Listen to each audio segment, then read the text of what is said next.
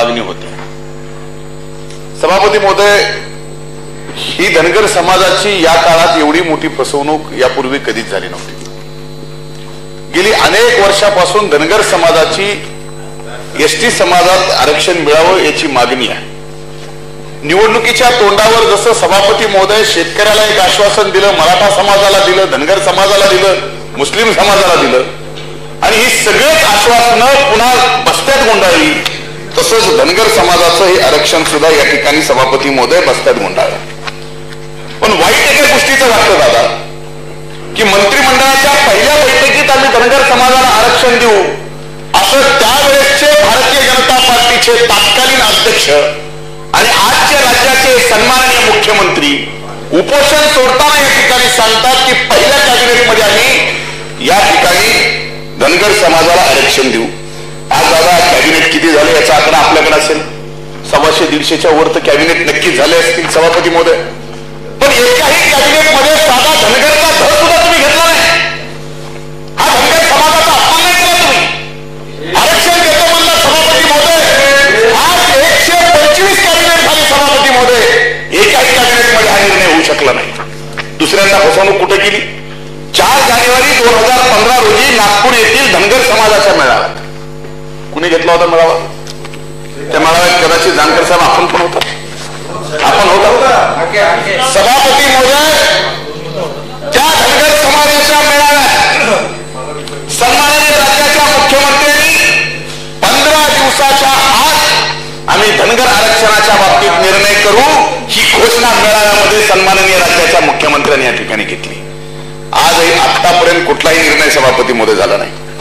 सभापती महोदय, आमच्या नेत्या आदरणीय सुप्रियाताई सुळे यांनी लोकसभेमध्ये या ठिकाणी धनगर आरक्षणाच्या संदर्भातला मुद्दा उपस्थित केला.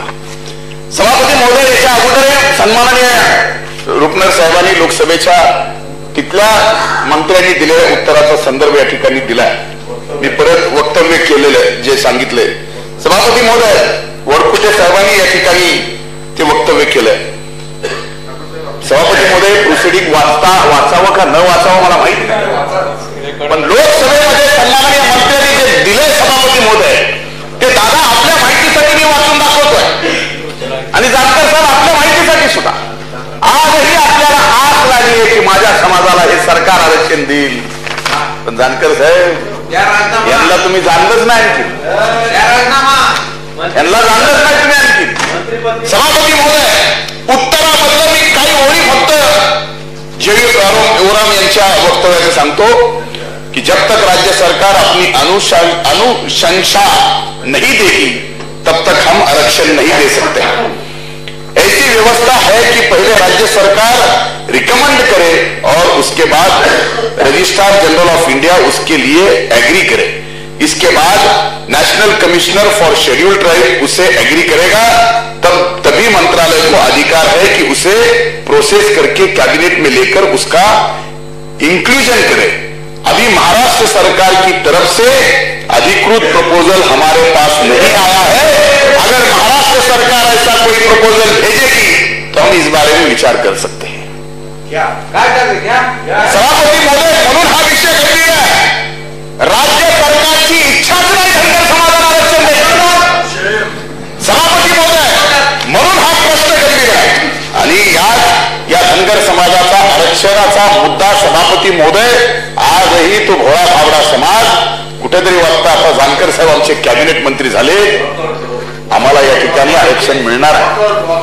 कुठेतरी आम्हाला असं वाटतं का धनगर समाज बोलतोय की प्राध्यापक राम शिंदे कॅबिनेट मंत्री आहेत, 2 समाजाचे कॅबिनेट मंत्री असताना आम्हाला या ठिकाणी आज धनगर समाजाला आरक्षण का मिळत नाही. पण सभापती महोदय, समाजाच्या आरक्षणाचं देणं घेणं कदाचित आता यांनाही राहिले का नाही माहित नाही, पण या ठिकाणी या दोघांना आहे सर कॅबिनेटमध्ये आरक्षण मिळालं. आज समाजाला माझ्यावर सोडलं सभापती महोदय यांनी. आज खरे जर तुम्ही जानकर साहेब स्वाभिमानी असाल आणि जानकर साहेब तुम्हाला जर धनगर समाजाचं खरंच आरक्षण पाहिजे असेल, तुमच्या जागी माझ्यासारखा असता समाजाच्या आरक्षणाचा प्रश्न असता सभापती महोदय, आरक्षणासाठी कपारी भंडारा या ठिकाणी सभापती महोदय आरक्षणाच्या मुद्द्यावर रस्त्यावर बाहेर पडलो असतो. हे सरकार 2.5 वर्ष झालं आरक्षण देत नाही. ज्या समाजाने तुम्हाला डोक्यावर घेतलं आज तो समाज वाऱ्यावर सभापती महोदय. म्हणून हा प्रश्न गंभीर आहे.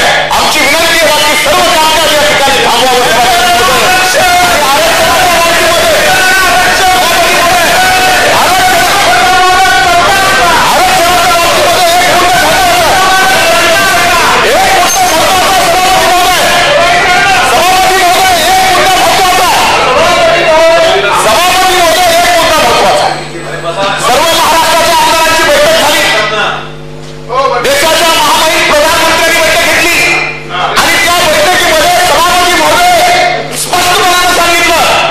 धनगर समाजाला आम्ही एसटीचं आरक्षण देऊ शकत नाही.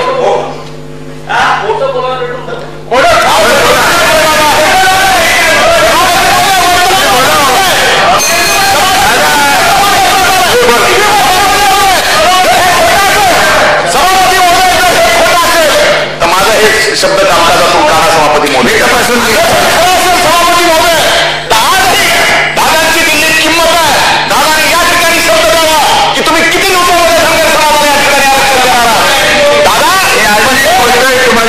याच ठिकाणी हा सूर्य हा एकच करू.